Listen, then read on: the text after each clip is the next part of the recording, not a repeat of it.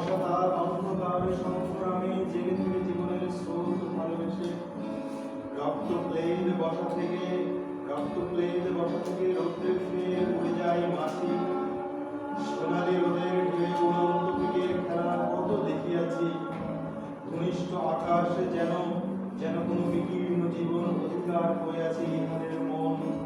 দুরন্ত শিশুর হাতে ফড়িংয়ের ঘন শিহরণ মরণের সাথে লড়িয়াছে। চাঁদ ডুবে গেলে পর প্রধান আধারিনী অশ্বত্থের কাছে এক গাছা দড়ি নিয়ে হাতে গিয়েছিলে তবু একা একা। যে জীবন ফড়িংয়ের দোয়েলের মানুষের সাথে তার হয় না তো দেখা, এই জেনে অশ্বত্থের শাখা করেনি কি প্রতিবাদ। সোনালির ভিড় এসে সোনালি ফুলের স্নিগ্ধ ডাকে করেনি কি মাখামাখি। টুট করে অন্ধ পেঁচা এসে বলেনি কি বুড়ি চাঁদ গেছে বুঝি বেনো জলে ভেসে। চমৎকার ধরা যাক দু একটা ইঁদুর এবার, জানাইনি পেঁচা এসে তুমুল গাঢ় সমাচার। জীবনের এই স্বাদ সুপক্ষ জবের খান হেমন্তের বিকেলে তোমার অসহ্য বোধ হলো। মর্গে কি হৃদয় জুড়লো, মর্গে ঘুমোটে খেতা ইঁদুরের মতো রক্ত মাখা ঠোঁটে।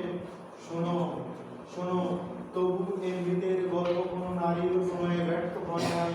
বিবাহিত জীবনের স্বাদ কোথাও রাখেনি কোনো ভাগ।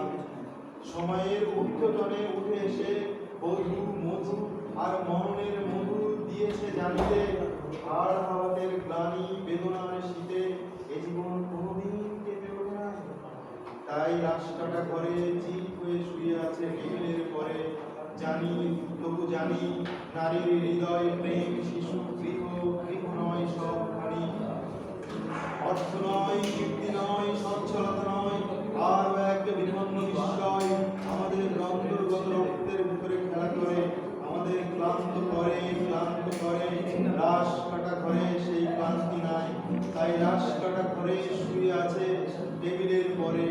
শুধু রোজ রাতে আমি চেয়ে দেখি আহা ঊর্ধ্বে অন্ত পেঁচা অশ্বত্থের ডালে বসে চোখ পাল্টে গয় বুড়ি চাঁদ গেছে বুঝি ভেঙে চলে ভেসে।